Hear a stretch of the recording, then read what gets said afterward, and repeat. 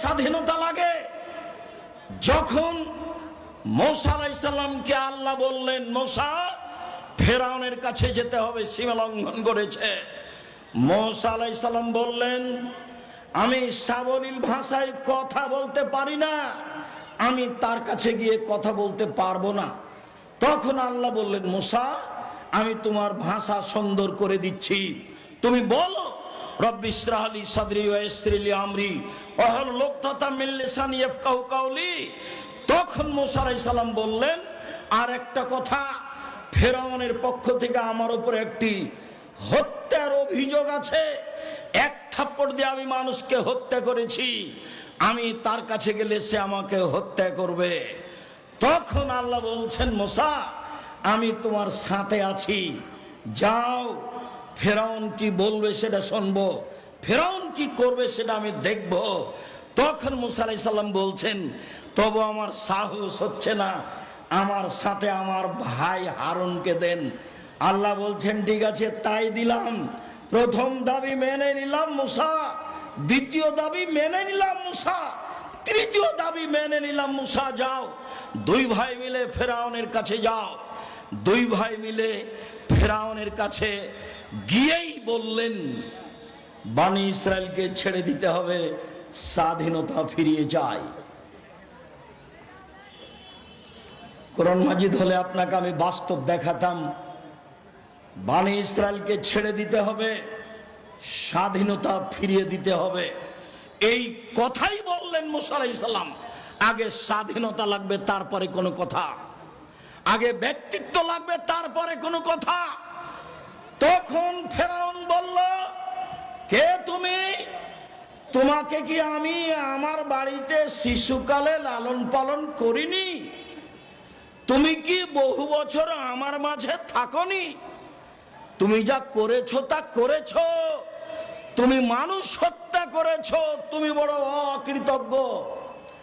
তখন মূসা আলাইহিস সালাম বললেন, জি আমি যা করেছি তা করেছি, আমি এক থাপ্পড়ে মানুষ হত্যা করেছি, তখন আমি ভুল পথে ছিলাম, তোমার ভয়ে আমি দেশ ছেড়েছি, আমার প্রতিপালক আমাকে নবী করেছেন, জ্ঞানে গুণে পূর্ণ করেছেন, তুমি আমার প্রতি অনুগ্রহ করেছ, শিশুকালে আমাকে লালন পালন করেছ, বহু বছর তুমি তোমার বাড়িতে আমাকে রেখেছ, তুমি আমার প্রতি অনুগ্রহ করে তুমি খোঁটা দিয়েছ, খোঁটা দিয়ে তুমি বনি ইসরায়েলকে দাস দাসীতে পরিণত করেছ, তুমি বড় উদ্ধত স্বৈরাচার, সীমা লঙ্ঘন করেছ।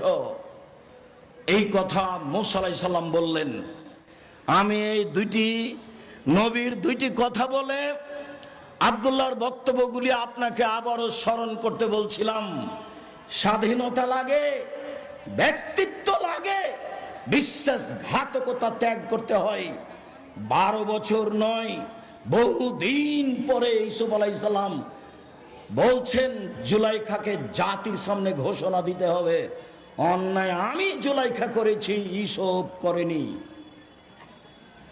সম্মানিত দিনী ভাই বোন, আমার এখানে জরুরি কয়েকটি কথা, দয়া করে যে যেখানে আছেন দিনী ভাই বোন, আত্মীয় স্বজন, এলাকাবাসী, দেশবাসী, আপনাদের ভালোবাসার খাতিরে আব্দুল্লাহ আব্দুর রহমান আব্দুর রহিমকে দেখবেন আশা করে এসেছেন।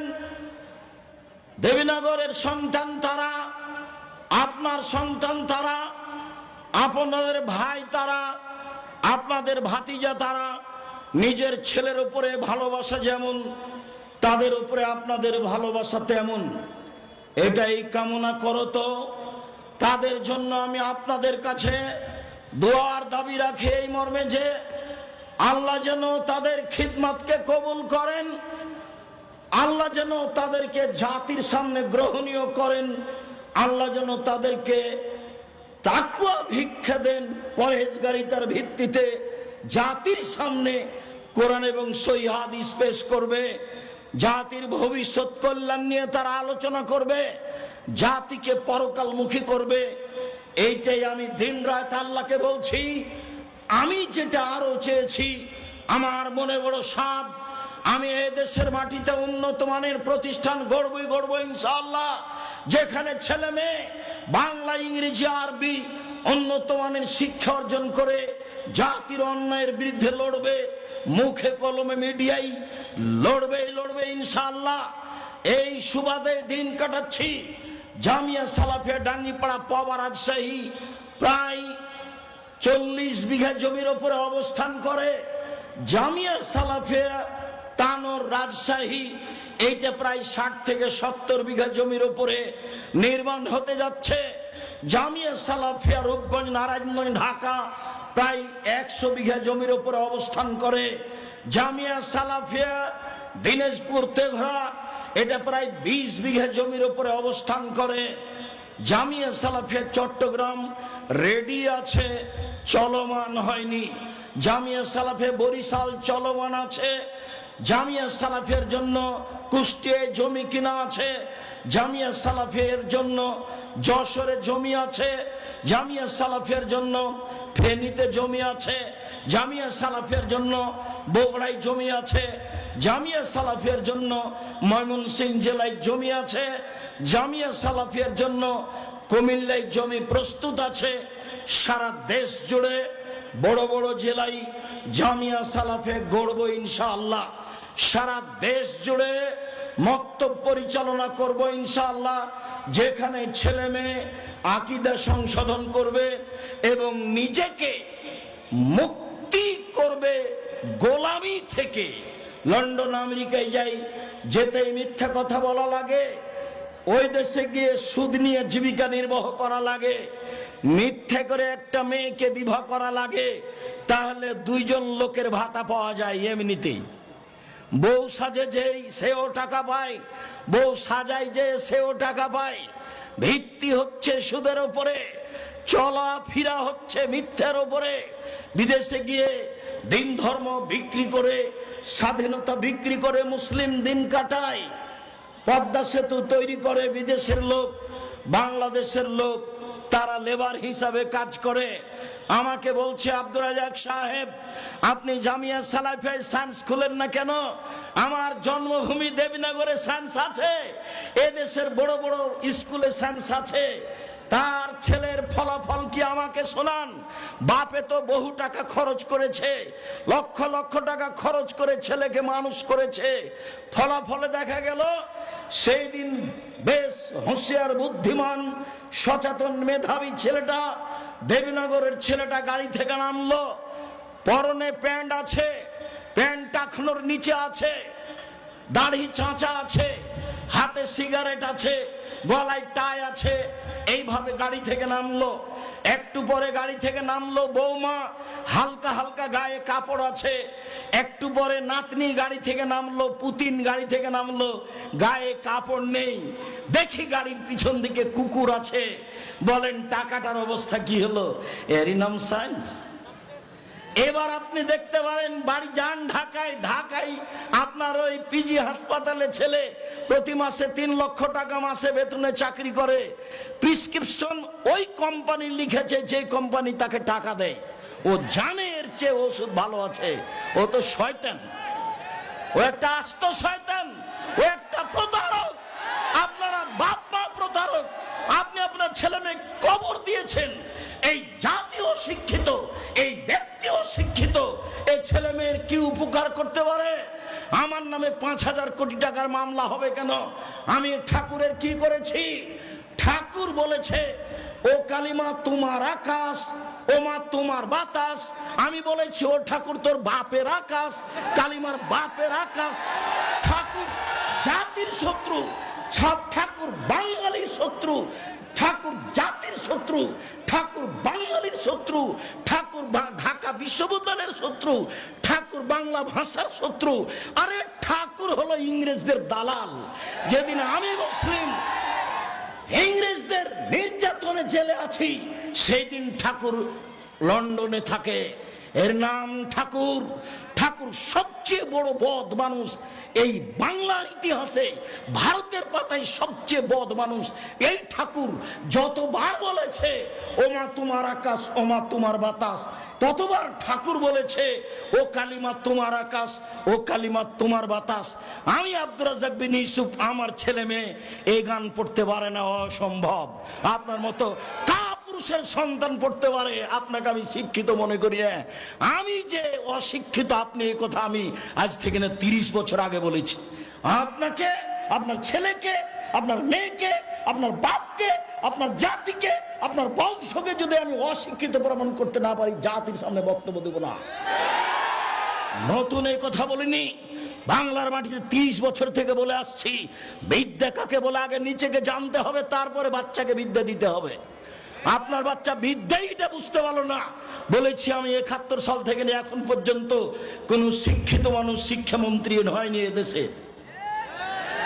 যাওয়ার সময় থেকে একটা বই সাথে নিয়ে যাবেন, বইয়ের নাম হচ্ছে শিক্ষা বনাম জাহেলিয়াত। আপাতত 1 থেকে 10 পর্যন্ত বিদ্যা নাকচ করা হয়েছে, নিয়ে যাবেন সাথে। বইয়ের নাম হলো শিক্ষা বনাম জাহেলিয়াত। আরে বেগম রোকেয়া শিক্ষিতা মহিলা হলো কিভাবে, অবাক কথা। সেদিন চাঁপাইনবাবগঞ্জ ট্রেন স্টেশনে কথার কথা, যারা চাঁপাইনবাবগঞ্জে পরহেজগার মহিলা হজ করতে যাবে, তো স্টেশনে গেছে, তখন স্বামীকে, দেবরকে, ভাসুরকে বলেছে যে একটু পর্দার ব্যাপার, আমরা এখানে ট্রেন স্টেশনে বসে আছি, তোমরা একটা চাদর আমাদের গায়ের উপর দিয়ে দাও। এবার ট্রেন স্টেশন মাস্টার পাশ দিয়ে হাঁটছে প্ল্যাটফর্ম, আর বলছে কি ব্যাপার, কিসের বস্তা এগুলি, লাথি মেরে মেরে দেখছে কি ব্যাপার, কিসের বস্তা এগুলি। বেগম রোকেয়া নিন্দা করছে আপনাকে। বেগম রোকেয়া শিক্ষিতা মহিলা হলো কিভাবে? আপনি তার বইটা পড়ে দেখেন, থুথু দিতে হবে। আমি বললাম, ও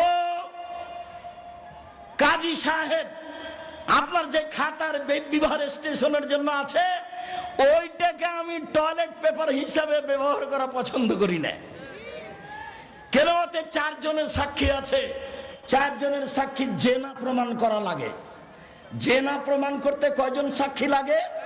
4 জন। তো বিবাহতে তো আল্লাহর নবী 2 জনের কথা বলেছেন, তো এটা কি জেনা প্রমাণ করছেন না বিবাহ? তো বলেন তো আপনার খাতা খান কেমনে চলতে পারে, কিভাবে চলতে পারে? মানে আব্দুল্লাহ যেটা বললো সব কিছুই মিথ্যার উপরে চলছে, সব কিছুই। যেটা আমি বলেছি আমার দেবীনগর জন্মভূমি গ্রাম হিসাবে, যে দেখো ডুলি বিবি প্রথা এমন ভাবে ভুলে যেতে হবে, ডুলি বিবি শব্দটার মুখের উপরে পেশাব করে দিতে হবে। আজ থেকে নিয়ে 20 বছর পরে কোন ছেলে কোন মেয়ে যদি বলে ডুলি বিবি, তাহলে আরো 5 জন যেন বলে ডুলি বিবি কি গো, ডুলি বিবি কি, তার মানে কি, এটা যেন বলে, এমন ভাবে ভুলে যেতে হবে।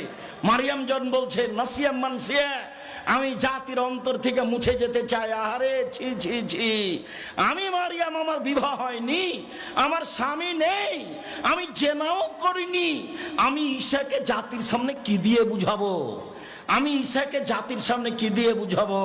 আমি যখন ঈশাকে নিয়ে গ্রামে গেলাম, গ্রামের লোক ঠিকই বললো, ছি ছি ছি ছি ছি, তোমার মা কত ভালো মানুষ, জেনা করেনি। আরে তোমার বাপ কত ভালো মানুষ, কোনোদিন জেনায় লিপ্ত হয়নি। আর তুমি তার মেয়ে জেনা করেছ, অবৈধ সন্তান কাঁধে করে গ্রামে নিয়ে এসেছ। আগে এই বাক্য বলেছিলেন মারিয়াম, আল্লাহ কুনতু নাসিয়াম মানসিয়া, আমি এমন হতে চাই, মানুষের অন্তর থেকে মুছে যেতে চাই, মানুষ যেন কেউ না জেনে মারিয়ামকে। ডুলি বিবি তেমন শব্দ ভুলে যেতে হবে। যদি আমি বলেছি চাঁপাইনবাবগঞ্জ জেলার বিবাহের শুরু থেকে শেষ পর্যন্ত একটা কাজও জায়েজ নয়, আমার জানা অনুপাতে একটা কাজও জায়েজ নয়। এখন নতুন কোনটা হলো নাকি, মাওলানা খাড়গাঁয়ের মাওলানা, নামটা এখন ভুলে যাচ্ছে, আমার চাচাতো ভাইয়ের বিবাহ পড়ালেন, বিবাহ পড়ে বদরের আব্বা, বিবাহ পড়ানোর পরে বলছেন যে উঠো উঠো উঠো, 2 রাকাত সালাত আদায় করো, উঠো 2 রাকাত সালাত আদায় করো। বিবাহ পড়ানোর পরে 2 রাকাত সালাত আদায় করতে হবে। আর এখন বলছে বিবাহ পড়ানোর শেষে বলছে দাঁড়িয়ে বলো ওয়ালিমা, ওয়ালিমার দাওয়াত, ওয়ালিমার দাওয়াত। আরে বাসর রাতের সকালে হবে ওয়ালিমার দাওয়াত, বিবাহ পড়ানোর পরে ওয়ালিমার দাওয়াত হয় কি করে? বিবাহ পড়ানোর পরে কেউ কি দোয়া পড়তে হবে কারো জানা নাই, আন্ধা কো আন্ধা পড়াতা হয়। ধর্ম এমনিতেই চলছে। সম্মানিত দিনী ভাই বোন, আমি আপনাদের এখানে যেটা বলতে চাইছি, এ দেশে দুর্নীতি, শয়তানি, ধোঁকাবাজ, রাহাজানি, লুটতরাজ, অবিচার, মারামারি, অন্যায়, পাড়া প্রতিবেশীর সাথে দুরাচার, এইসব গতিবিধি জোরালোভাবে শক্তি প্রয়োগ করে কলা কৌশলে বন্ধ করতে হবে। এইসব কলা কৌশলে বন্ধ করতে হবে। সম্মানিত দিনী ভাই বোন, আমি এখানে কয়েকটি হাদিস, কয়েকটি আয়াত আপনাদের পেশ করি। পেশ করার পূর্বে বলে, এই ছেলে বসো, পরিবেশ নষ্ট করতে চাচ্ছ কেন? কত কষ্ট করে ব্যবস্থা করেছো, কত পয়সা খরচ করে ব্যবস্থা করেছো।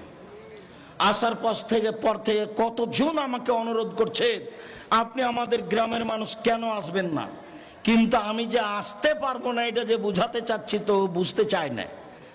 তো এত কষ্ট করে এসেছি, সবাই এসেছি, আর আমি ছিলাম গত রাত্রে কুমিল্লায়, প্রতিষ্ঠানে এসেছি, ক্লাস করেছি, অনেক প্রয়োজনীয় কাজ করেছি, তারপরে আমি এসেছি।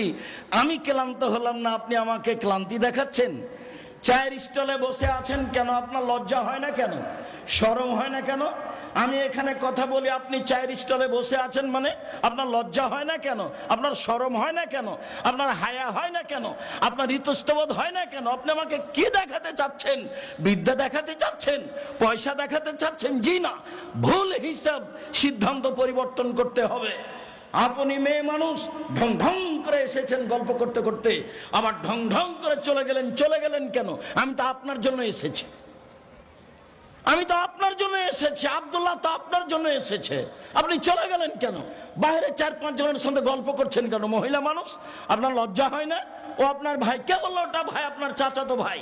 আপনি চাচাতো ভাইয়ের সাথে গল্প করেন কি করে? কিসের তাহাজ্জুদ দেখান আপনি, হজ দেখান আপনি, বোরখা দেখান আপনি? এই নোংরামি, এই শয়তানি, এই বেহাই ত্যাগ করুন। সম্মানিত দিনী ভাই বোন, এগুলো হলো পশু প্রাণীর কাজ, গরু ছাগলের কাজ, কুকুর শ্রেণীর কাজ। আল্লাহ তাআলা বলেন, বুঝে না ওরা, অন্তর আছে বুঝে না, দেখেও দেখে না ওরা, চক্ষু আছে দেখে না, শুনেও শুনে না ওরা, কান আছে শুনে না। উলাইকা কাল আনাম, তারা পশু প্রাণীর মতো, তারা গরু ছাগলের মতো, তারা কুকুর শ্রীগেলের মতো, বালুমাজাল, বরং তার চেয়ে খারাপ। এই কথা আল্লাহ আপনাকে বলছেন। আমি তো কোরআন হাদিসের কথা আপনার সামনে বলতে এসেছি। আপনি কেন ওখানে গিয়ে বসে থাকবেন? থাকবেন কেন? আপনি মাথায় টুপি দিয়ে দোকানের সামনে ওই বেঞ্চটাতে কেমনে বসে থাকেন? ওখানে ল্যাংটা মেয়ে নাচে, আপনি দেখে চক্ষু ঠান্ডা করেন, কলিজা ঠান্ডা করে, মনটা সাওয়াত করেন। জান্নাতের মেয়ে ভোগ করতে চান? জান্নাতের মেয়ে কি পড়ে আছে? আপনার স্বভাবই খারাপ, আপনার খাসলত খারাপ, আপনার অভ্যাস খারাপ, যার কারণে আপনি মাথায় টুপি দিয়ে দোকানের সামনে টিভিতে বসে থাকেন। এই যে আমি বলে গেলাম, আমার তো এটা জন্মভূমি দেবীনগর, বলি দেবীনগরের যত দোকানে টিভি আছে, ল্যাংটা মেয়ে নাচে, এর সব উপার্জন হারাম, সবই হারাম, সবই হারাম। দেখি কোন মায়ের বেটা কথা এভাবে উল্টে ধরতে পারে। এই যে বলে চলে গেলাম। উমামা বাহেলি রাদিয়াল্লাহু তাআলা আনহু বলেন, রাসূল সাল্লাল্লাহু আলাইহি সাল্লাম বলেছেন, পৃথিবীর মানুষ লা তাবেহুন্না, যারা গান বাজনা করে, নাচে, তাদের ব্যবসা করো না, তাদের বিক্রয় করো না। ওয়ালা তাস্তারহুন্না, তাদের ক্রয় করো না। ওয়ালা তুআল্লিমুহুন্না, মেয়েদেরকে গান বাজনা শিখিয়ে দিও না। ওয়াসামানুহুন্না হারাম, এদের উপার্জন হারাম, এদের মাধ্যম হারাম, এদের সব কিছু হারাম। গান বাজনার কারণে, বাদ্যযন্ত্রের কারণে জাতির উপরে 3টে বিপদ নেমে আসবে। 1, ভূমিকম্প হবে। 2, আকার আকৃতি পরিবর্তন হবে। সন্ধ্যায় থাকবে মানুষ, সকালে হবে শোর। সন্ধ্যায় থাকবে মানুষ, সকালে হবে বানর। 3, সমস্যা নেমে আসবে গান বাজনার কারণে, মেয়েদের নাচের কারণে, মদ পান, বিড়ি, তামাক, জর্দা, সিগারেট, গুলের কারণে 3টে বিপদ নেমে আসবে। 1, ভূমিকম্প হবে। 2, আকার আকৃতি পরিবর্তন হবে। সন্ধ্যায় থাকবে মানুষ, সকালে হবে শুকুর, সোর, একবারে হুবাহু সোর হয়ে যাবে। সকালে হবে বানর, তিন সমস্যা নেমে আসবে। মাদ্রাসায় মারামারি, মসজিদে মারামারি, হিংসা বিদ্বেষে ভরা। দেবীনগর ঈদগাহের মাঠ আমি অন্তত 10 বার পরিবর্তন করতে চেয়েছি। বলেছি চলেন আশেপাশের বাড়ি কিনে নিয়ে এটা বড় করি। বলেছি চলেন এটা বিক্রি করে দিয়ে মাঠে নদীর ঘাটে বড় একটা ঈদের মাঠ তৈরি করি। কেউ সাড়া দেয় না। কোথায় রহস্য? বলেছি দেবীনগরে মাদ্রাসার জমি বিক্রি করে দেওয়া হোক, বাইরে 10 বিঘে জমি কিনে মাদ্রাসা তৈরি করব। কোথায় সমস্যা আমি বুঝতে পারি না। সমস্যা নিয়ে আপনি দুনিয়া থেকে চলে যান, এভাবেই থেকে যান। কেন আমি এভাবে আগাতে পারি না? আপনি চান না যেই যায় আমার সামনে সেই বলে নিজের জন্য তো কিছু করেন না, যা দেবীনগরের জন্য তো কিছু করেন না, চাঁপাইনবাবগঞ্জের জন্য তো কিছু করেন না। আমি টিকতেই পারি না, তো আমি করব কি?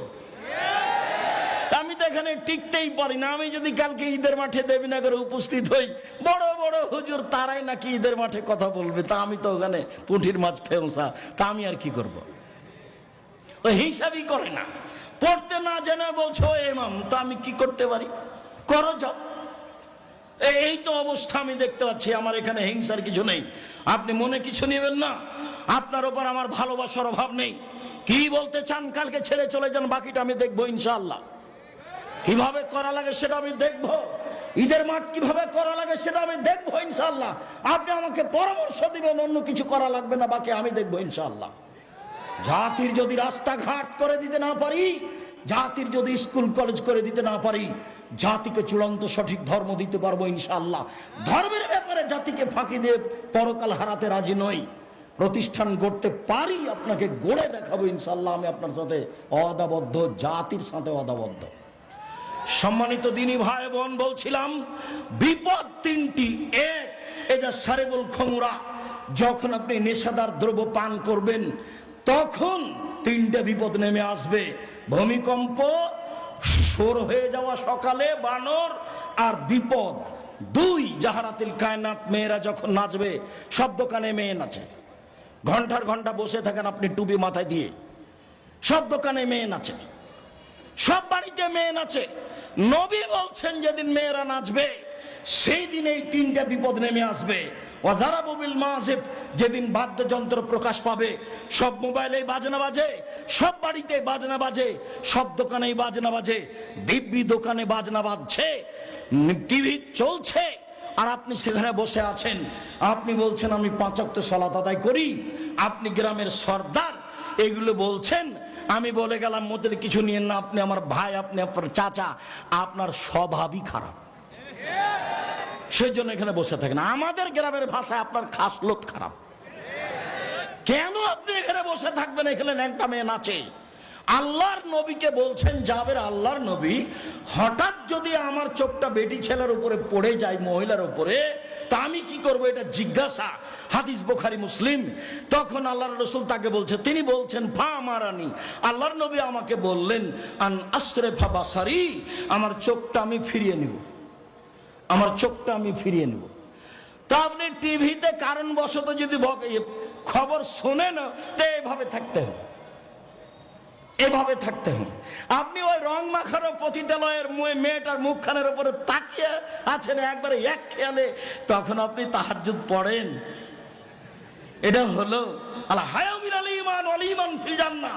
লজ্জাই হচ্ছে ঈমান, ঈমানই হচ্ছে জান্নাত। আল হায়া মিনাল ঈমান, ঈমানই হচ্ছে জান্নাত, ঈমানই হচ্ছে জান্নাত, ঈমানই হচ্ছে লজ্জা, লজ্জাই হচ্ছে জান্নাত। আল্লাহ রাসূল বলছেন, সব নবী বলতেন এজালাম তাস্তাহি ফাসনামা শেতা। সব নবী বলতেন।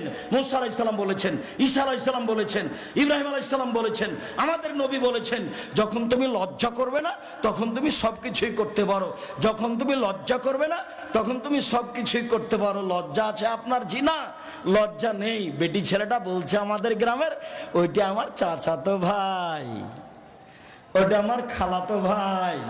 তো এখন বিবাহের বৈঠকে যেদিন কি খাওয়াচ্ছে থুবড়া, তখন বলছে যে অমুক ভাই আমরা ওর মুখখান ধরে আছে বলে আমরা সারা গ্রামের লোক তার কাছে টাকা পাবো। যুবতী বেটি ছেলেটা, লোকটা, ছেলেটা, যুবকটা মহিলাটার মুখে ক্ষীর তুলে দিল। বউয়ের মুখে ক্ষীর তুলে দিতে হয়, এটা আল্লাহ নবী বলছেন, হাদিস বুখারী মুসলিম। এই পাড়ার সবারই কি বেটি ছেলেটা বউ? ধর্ম পাগল হয়ে গেছে। মুরব্বী মানুষরা আপনারা শরম পান না কেন? এই নীতির এই থুবড়া শব্দটাতে পেশাব করে দেন। থুবড়া আর এই দেশে কোনোদিন চলবে না। থোবড়া কি জিনিস? এত নোংরা জিনিস নাম থোবড়া। এই শরীয়তে আসতে পারে কি করে? বাইনা কি জিনিস? বরাদ্দা কি জিনিস? আমাটা কি জিনিস? খিরকাচি কি জিনিস? এই সব কিছুর মুখের উপরে পেশাব করে দিতে হবে, আর কোনোদিন আসবে না এগুলো বাড়িতে। মেয়ের পক্ষ থেকে জয়জন লোক গেছে, ছেলের পক্ষ থেকে তো ডবল আসবে। ধর্ম পাগল হয়ে গেছে। আমের সময় আম দিতে হবে, আটা দিতে হবে, খাসি দিতে হবে। বোকা ছেলে, তুমি দিয়ে আসো তোমার শ্বশুরকে। তোমাকে তোমার শ্বশুর দিবে কেন? তুমি তো লালন পালন করে একটা মেয়ে পেয়েছো, আবার তো মেয়ের বাপকে দিতে হবে কেন এত কিছু? শুনুন, মহান আল্লাহ বলেন, ইদফা বিল্লাতি হে আহসান। মুহাম্মদ সাল্লাল্লাহু আলাইহি সাল্লাম মানুষের সাথে কথা বলার সময় মানুষে যা বলে আপনি তার চেয়ে সুন্দর বলুন। প্রতিপক্ষ যা বলছে আপনার কথা প্রতি উত্তর যেন তার চেয়ে ভালো হয়। আল্লাহ তাআলা বলেন, ওয়াজাদিলহুম বিল্লাতি হে আহসান। মুহাম্মদ সাল্লাল্লাহু আলাইহি সাল্লাম বাদ বিতণ্ডে, তর্ক বিতর্কে কেউ যদি জড়িয়ে পড়তে চায়, তাহলে ও যা বলছে আপনি তার চেয়ে সুন্দর উত্তম বলবেন। আল্লাহ তাআলা আমাদের নবীকে আদেশ করছেন এইভাবে। শুনুন, যত পুরুষ নারী আমার সামনে আছেন, আপনাকে বলছি, মহিলা মানুষ আপনার যা আছে, আপনার ননদ আছে, আজ থেকে ননদে চোখ দেখিয়ে মন খারাপ করে যেটা বলেছে আপনি তার উত্তর দিতে পাবেন না। দিলে আপনি বলবেন, আপা কি বলছেন, এটা চেয়ে আর একটা ভালো বলেন, এই কথা বলবেন আপনি। হ্যাঁ, আমার স্বামী উপার্জন করে, তুমি আমায় এভাবে বলো মানে? আমার স্বামীর উপার্জনে খাও, তুমি আমার ননদ, তুমি এভাবে কথা বলো কেন? একবারে ঘর থেকে বের করে দেব। এই নোংরা চরিত্র ত্যাগ করতে হবে। গন্ডগোল বড় জায়ের কারণে হয়েছে। আজকেই ভোর হতে হতে ছোট যাকে বড় জায়ের হাত ধরে ক্ষমা নিতে হবে। আপা, বুবু, যা হয়েছে হয়েছে, ভুল হয়েছে, আমাকে মাফ করেন। গন্ডগোল কার কারণে হয়েছে? বড় জায়ের কারণে হয়েছে। ছোট জাই বড় জায়ের হাত ধরে ক্ষমা নিবে, এটাই নিয়ম। গন্ডগোল বড় ভাইয়ের কারণে হয়েছে, একদিনও কথা বলে না। আমাদের গ্রামের ঘটনার নাম বলছি না। বাপ মরে গেছে, তখন গন্ডগোল করে জমি ভাগ করে করতে ঢেঁকিটা কেটে ভাগ করে নিয়েছে। তো ঢেঁকিটা কেটে ভাগ করে নিলে কি হবে? কিছু হতে পারে। স্বভাব কেন এরকম? ছাড় শিখতে হবে, ছাড় দেওয়া শিখতে হবে। বড় ভাই নিয়েছে, আচ্ছা ভাই আপনি যেভাবে মনে করেন সেভাবে ভাগ করে দেন। এই কথাটা বললে তোমার কি হয়? যখন আমি রংপুর, দিনাজপুর, লালমিরহাট, নীলফামারী, কুড়িগ্রাম, পঞ্চগড়, ঠাকুরগাঁ, গাইবান্ধা, জয়পুরহাট এইসব ডিস্ট্রিক্টে যাই, তখন আমি বলি যে তোমার বাপকে যদি আমি কুকুর শ্রীগালের চেয়ে খারাপ প্রমাণ করতে না পারি, বক্তব্য দিব না। কেন?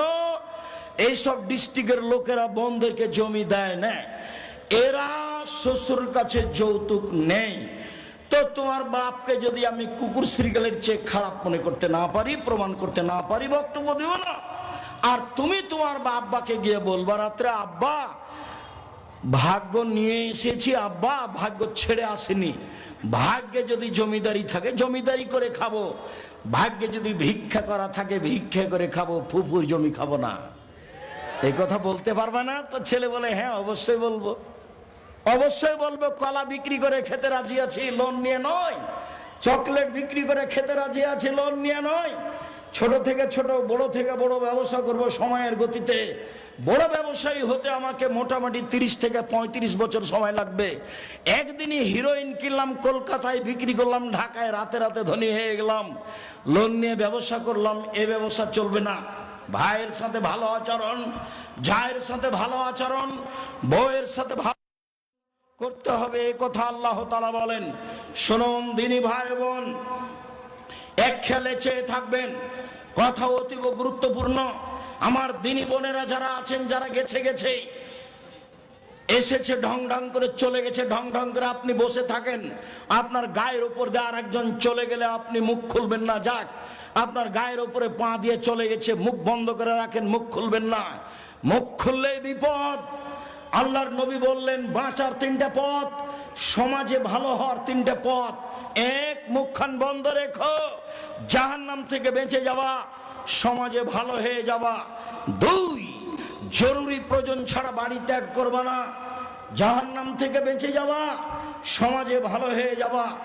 তিন, লেবগালা খাতে পাপের জন্য কাঁদো, পাপের জন্য কাঁদো রাতে, গভীর রাতে, তাহলে আল্লাহর কাছে ভালো হয়ে যাওয়া, জান্নাত পেয়ে যাওয়া, আর সমাজের লোক তোমাকে ভালোবাসবে।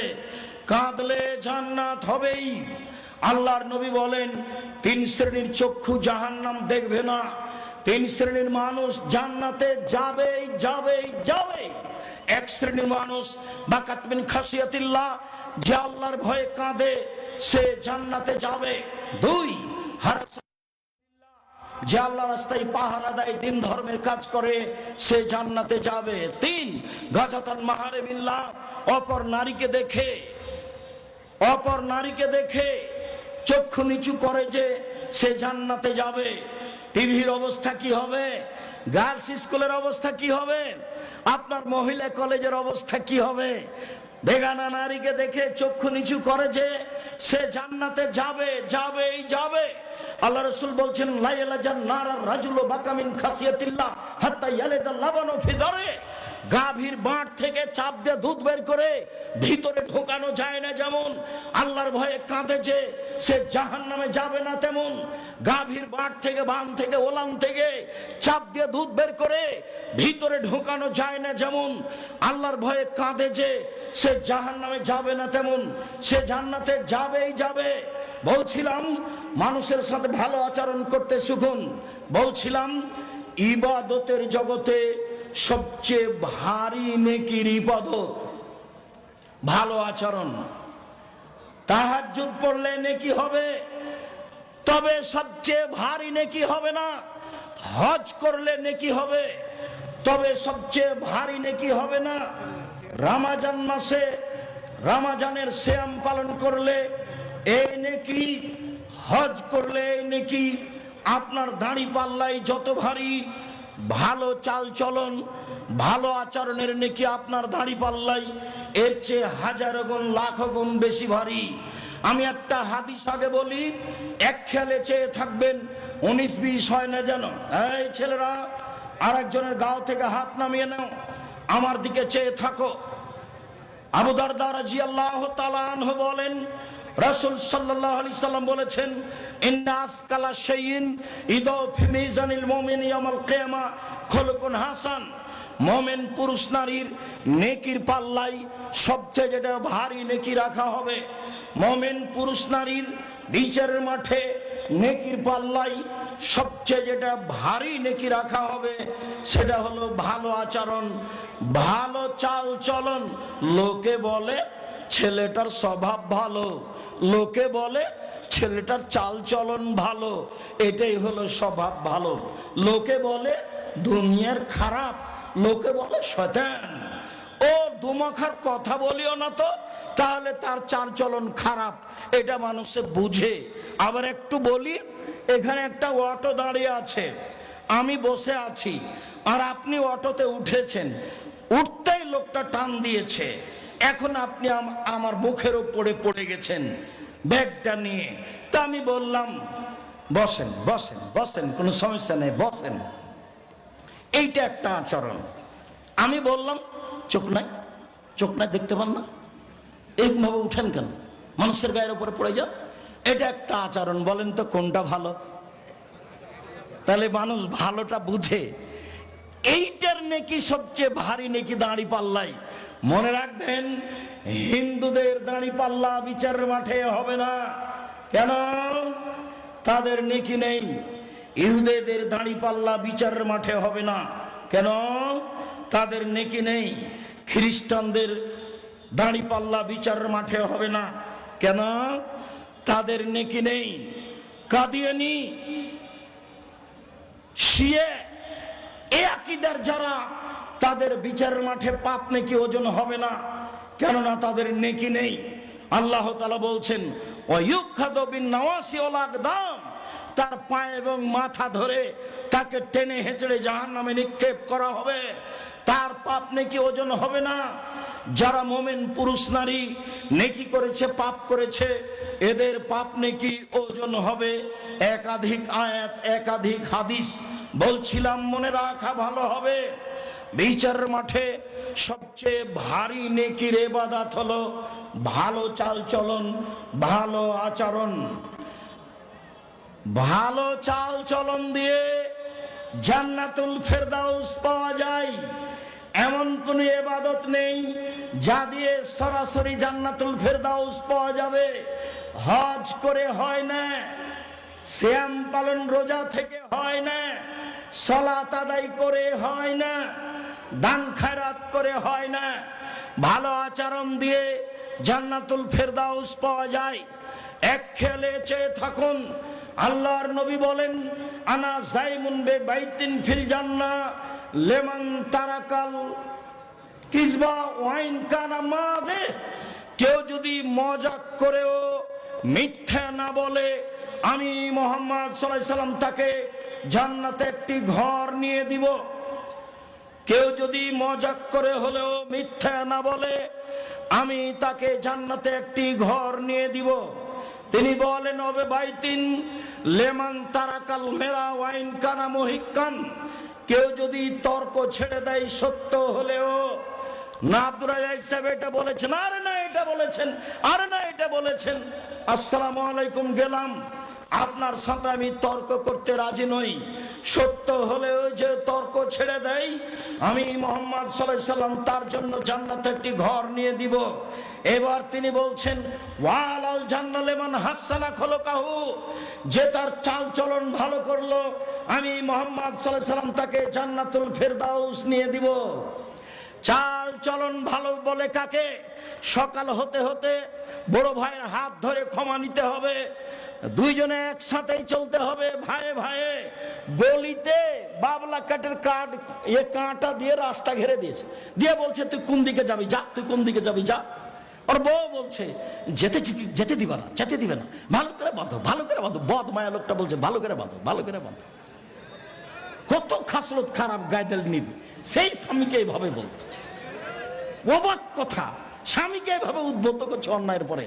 এরপরে যদি এরকম কাজ করেন, সত্যি এরকম মহিলার উপরে গজব না চলো, একে তালাক দিয়ে দিন, একে বাড়িতে রাখা হবে। কি করে কথা বলতে পারে যে ভালো করে বেড়া দেন, ভালো করে বেড়া দেন, ও যেন বের হতে না পারে, ও যেন আমাকে গালি দেয়, আমাকে গালি দেয়, আমার গাছ সেম গাছটাকে ছাগল দিয়ে খাওয়াইয়ে দিয়ে আমাকে গালি দেয়। চাল চলন পরিবর্তন করতে হবে। দিয়ারে বাড়ি, এদিকে দেখেন, এই ছেলে খেয়াল করো, তোমার বাপ যখন ধান কাটছিল, আইল তো নাই, তো ফাঁড়ি দিচ্ছে, তো মাঝামাঝিতে একটা ধানের গোছ পড়েছে, এটা কি করবে তোমার বাপ? তোমার বাপ যদি এটা নিজের দিকে নিয়ে নেয়, তোমার বাপ জালেম। বড় বড় আলেম ওলামা বসে আছে, দেখো ফতোয়া দেখি কিভাবে উল্টে দেয়। তোমার বাপের উচিত মধ্যের থোপটা কোন দিকে দিবে? প্রতিবেশীর দিকে দিবে। তোমার বাপ, তোমার অভ্যাস, যখন ওই আইল নাই সেই জমিতে হাল চাষ করেছ, তখনই এক ভাঁড় শেষ ভাঁড়টা চাপে ধরেছ। কি হবে এই দিয়ে? এই দিয়ে কি হবে? এরই নাম জুলুম, এরই নাম অন্যায়, এরই নাম অবিচার, এরই নাম শয়তানি, এরই নাম রাহাজানি, এরই নামই ডাকাতি। কেন আপনার স্বভাব এরকম হবে? আপনার খাসলত কেন এরকম হবে? কেন কেন নেই? কেন আপনার ভাইয়ের উপরে মুখের উপরে লড়ে যাবেন? কেন আপনার বোনের উপরে মুখের উপরে বলতে লাগবেন? কেন আপনার চাচার উপরে এভাবে মুখের উপরে বলতে লাগবেন? আসেন দেখে নিচ্ছি, আসেন দেখে নেবো আপনার ব্যাটা কটা কি কটা, এভাবে কথা বলবেন কেন? আসেন এদিকে সেটা নেবো আপনাকে। এগুলো কি কথা? এগুলো কি কথা? স্বভাব একবারে এই স্বভাবের মুখে পেশাব করে দিতে হবে। এরপরে কোনোদিন এই স্বভাব নিয়ে আসতে হবে না। এটা খারাপ, এটা ভালো আচরণ নয়, এটা ভালো স্বভাব নয়, এটা খারাপ স্বভাব, এটা খারাপ খাসলাত, এটা খারাপ অভ্যাস। ছাড় দিতে হবে, নরম হতে হবে, নরম ছাড় দিতে হবে, নরম হতে হবে। আচ্ছা ঠিক আছে চাচা, আপনি যেটা ভালো মনে করবেন করেন। তোমরা 5 ভাই আছো, তাতে কি হবে? তোমার চাচা যেটা করছে মেনে নাও। কতটুকু লস হতে পারে তোমাদের? কতটুকু লস হতে পারে? তোমার তো স্বভাব আমি জানি, তোমার তো হুজুর বলেছে গরু 7 ভাগায় চলবে, তারপরে গোস্ত নিয়ে মারামারি লাগিয়েছ। সেই কথা তো আমাকে অনেকেই বলে, কুরবানির গোস্ত নিয়ে মারামারি লাগিয়েছে। বয়ে বলছে, বনে বলছে, করে পিছে যে কলিজা নাই, তারা আব্দুর রাজ্জাক সাহেব ঠিকই বলেছে, আরে ভাগই নাই, ভাগে কুরবানি নেই। 7 দিনের দিনে আকিকা দিতে হবে, ভাগে কুরবানি চলবে না। ব্যক্তি আর পরিবার দুটো এক নয়। টাকা থাকলে ষাঁড় দিয়ে কুরবানি দিতে হবে, উট দিয়ে। টাকা না থাকলে ষাঁড় দিয়ে, টাকা কম থাকলে খাসি দিয়ে, টাকা কম থাকলে যেটা বাড়িতে আছে কম দাম। যদি আর চেয়ে যদি কম থাকে তাহলে ভেড়া, ভেড়ি দিয়ে দিবেন, ভেড়ি নিজে দিবেন, দাম কম। কেন ভাগে গেলেন? গন্ডগোল কুরবানি তো দেখি, গোস্ত দেখি গন্ডগোল, একটুকু যে ছাড় নাই। সভাপতি গ্রামের এখন তো বিচার চলে গেছে চেয়ারম্যান মেম্বার হাতে। এখন কি টাকা দিয়ে বিচার হয়? ও নাকি চেয়ারম্যান, শয়তান। ও নাকি চেয়ারম্যান ফাঁকি দিয়ে জাতিকে ক্ষতি করে, টাকা নিয়ে বিচার করে। ওই যে আপনার ছেলের মতো, ওই যে প্রেসক্রিপশন লেগেছে শয়তানটা, ওই যে জাতির জন্য ক্ষতিকারক। আপনি লাখ লাখ টাকা পয়সা খরচ করে পড়িয়েছেন, মেয়েটাকে আপনি ডাক্তার বানাতে চাচ্ছেন, রাত দিন আর একটা যুবক ছেলের সাথে ঘুরে। একটা মেয়ের যখন অপারেশন হয় তখন ওই সবাই মিলে পাছার উপরে থাবা মারে, আপনার মেয়েও থাকে ওখানে।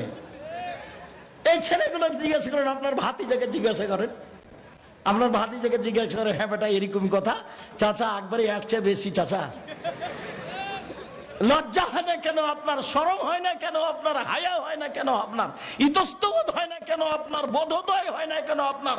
বোধগম্য হয় না কেন আপনার? বোধোদয় হয় না কেন আপনার?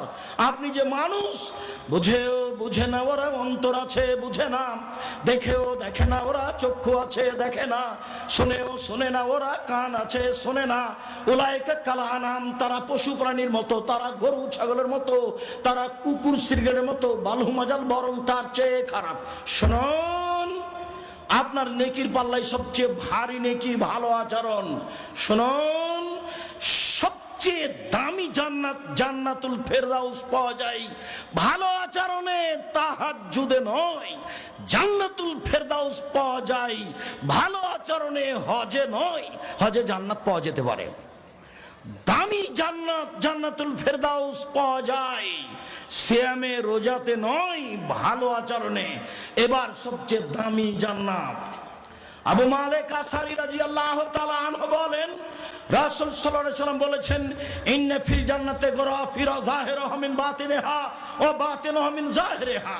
জান্নাতে কতগুলি দামি দামি ঘর রয়েছে, উন্নত মানের পদার্থ দিয়ে তৈরি, যার বাহির থেকে ভিতর দেখা যায়, ভিতর থেকে বাহির দেখা যায়, খালি টক টক টক টক করছে, ঝকঝক করছে।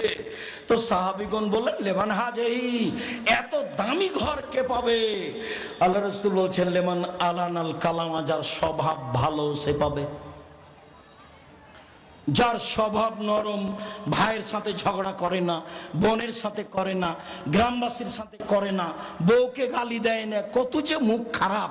হালবাহে এসে যে দেখেছে নাইন্দে পানি দেয়নি, এখন বউকে মারতে যাচ্ছে, মুখখান যে কত খারাপ। এবার অকথ্য ভাষায় গালি দিচ্ছে, লাঠি নিয়ে চলে যাচ্ছে বউকে মারতে।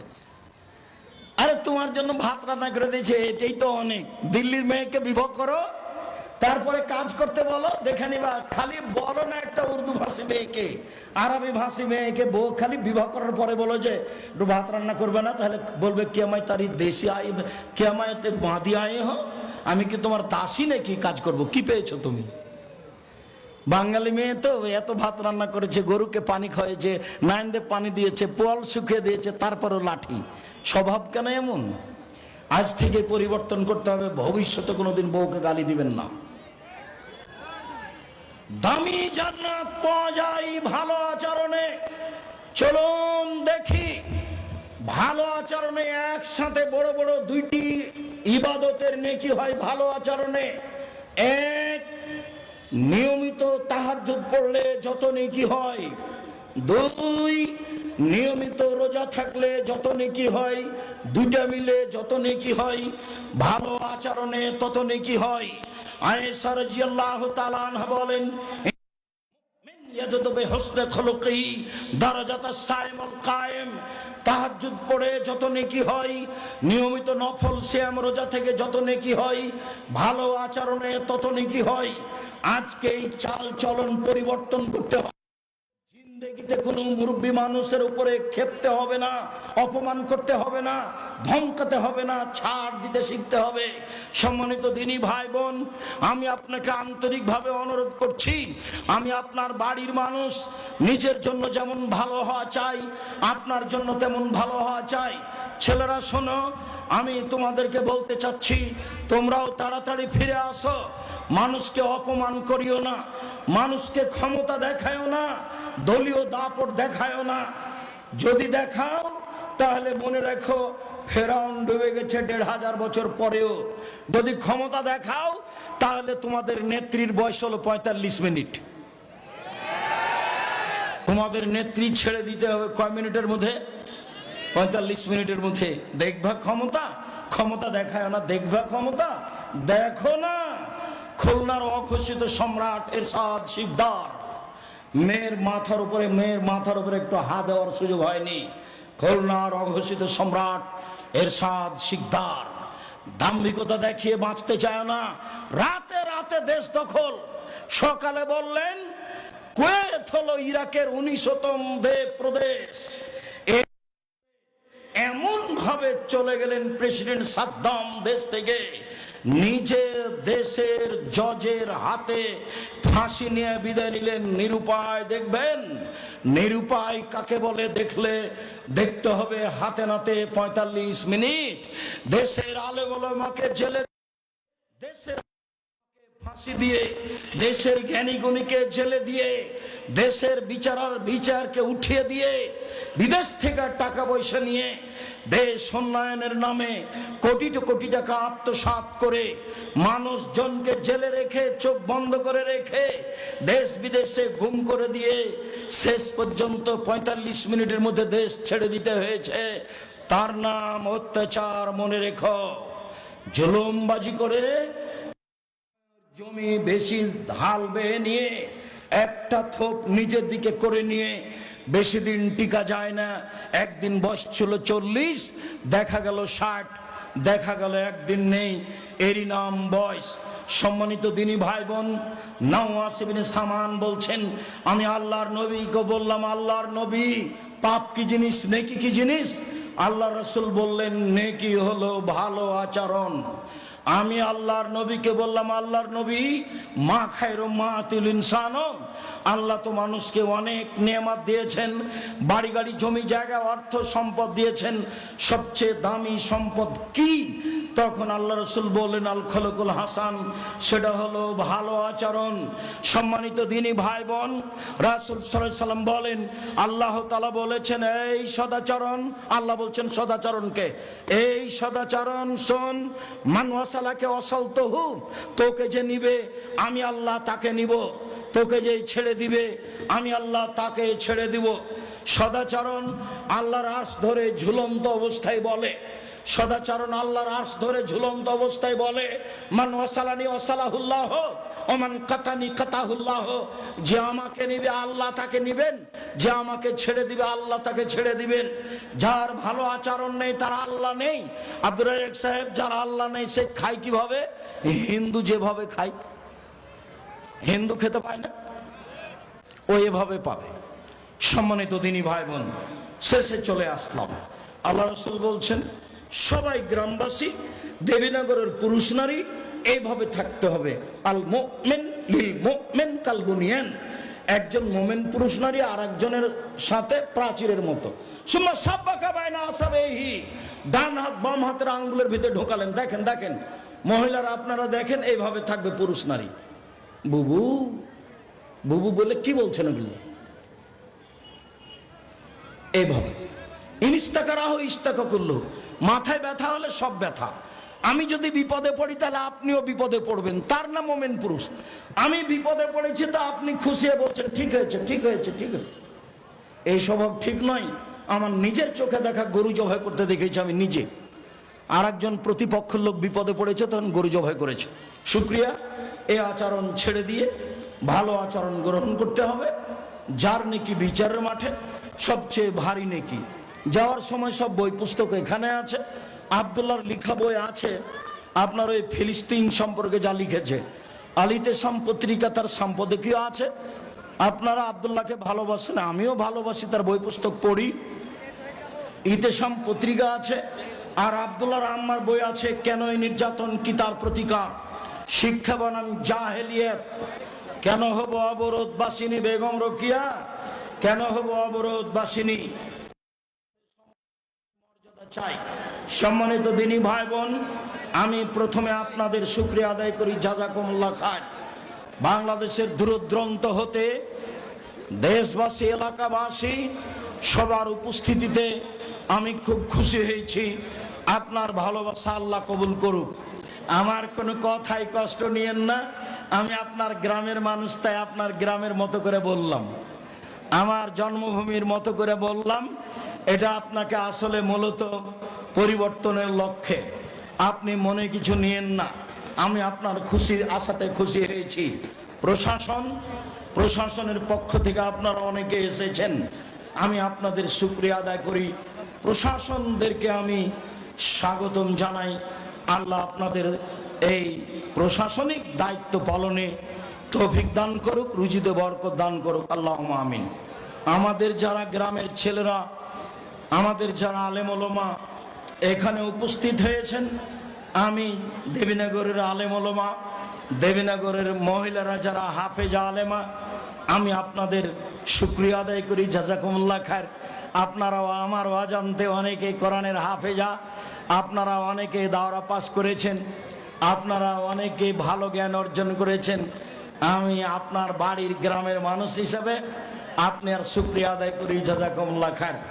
দেবীনগরের আলেম ওলামা, আমার মিতে আব্দুর রাজ্জাক সালাফি, অনেক দিনের সাথে থাকা মানুষ, বড় ভালো বিদ্বান মাওলানা সুলতান, চাকাটুবি মাদ্রাসার প্রধান শিক্ষক, এনারা আমার খুব সিনিয়র মানুষ, বেশি সিনিয়র এবং সম্মানী বড় আলেম। আমি তাদের মন থেকে শ্রদ্ধা করি। দেশবাসী যারা আপনারা আলেম ওলামা, আমি আপনাদেরকে যথাযথভাবে মূল্যায়ন করতে চাই।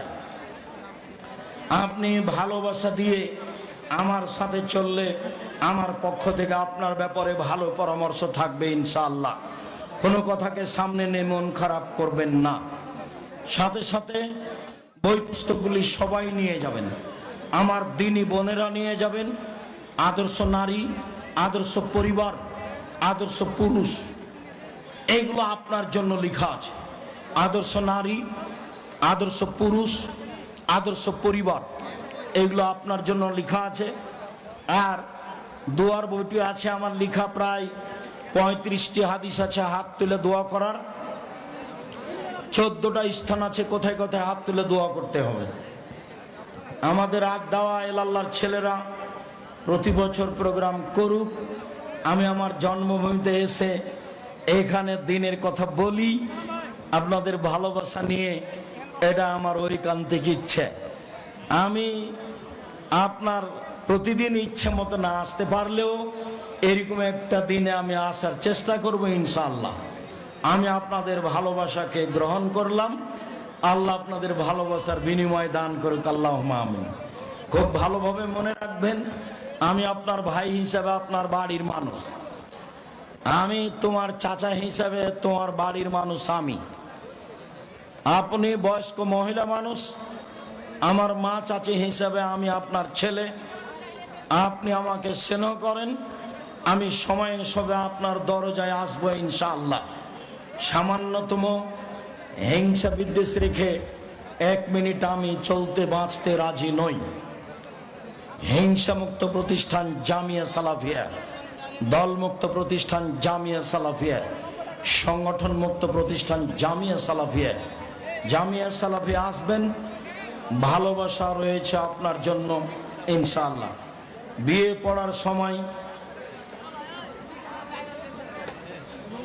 পড়ার সময় ইসলামে উকিল বাবা নামে কিছু আছে কি? জি না, উকিল বাপ হারাম,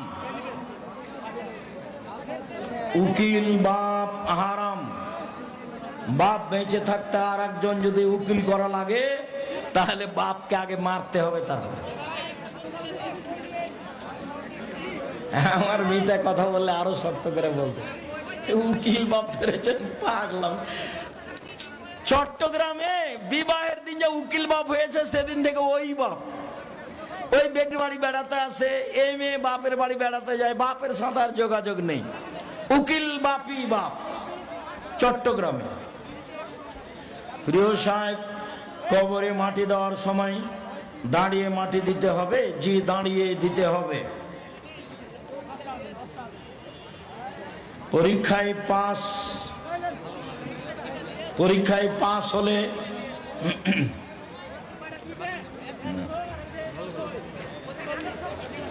ওস্তাজি পিছনে কোনো ব্যক্তি সালাত আদায় করলে তার সামনে বসে থাকা ব্যক্তি উঠে যেতে পারবে?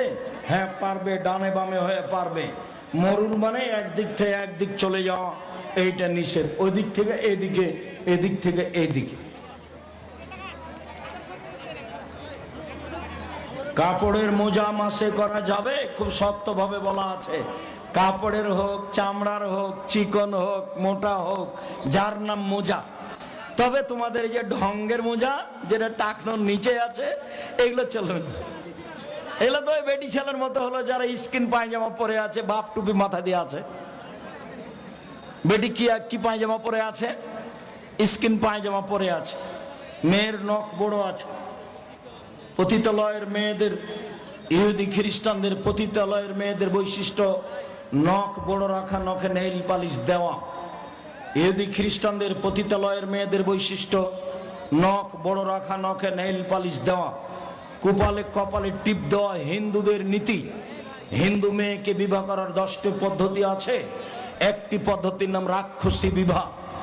মেয়ের বাপ বিবাহ দিবে না, জোর করে ছেলেটা যদি কপালে টিপ দিতে পারে তাহলে বিবাহ হয়ে গেছে, এর নাম রাক্ষসী বিবাহ। ওখান থেকে টিপ এসেছে। মুসলিম মেয়ে কপালে টিপ দিতে পারে না। মেয়ে সন্তানের নাম আসিয়া খাতুন রাখা যাবে? হ্যাঁ, ওটা আসিয়া আইন দিয়ে তুমি যেটা বুঝেছ। আর যেটা ফেরাউনের স্ত্রী ছিল আসিয়া হামজা দিয়ে, হামজা ছোট সে নিয়ে আসিয়া, এটা চলবে। আর আসিয়া যেটা হুজুর বলেছেন না, হুজুর বুঝতে পারেনি, হুজুর আইন আর হামজা বুঝেনি, তখন মাইরে দিয়েছে একটা। শুকরিয়া, জাযাকুমুল্লাহ খায়ের।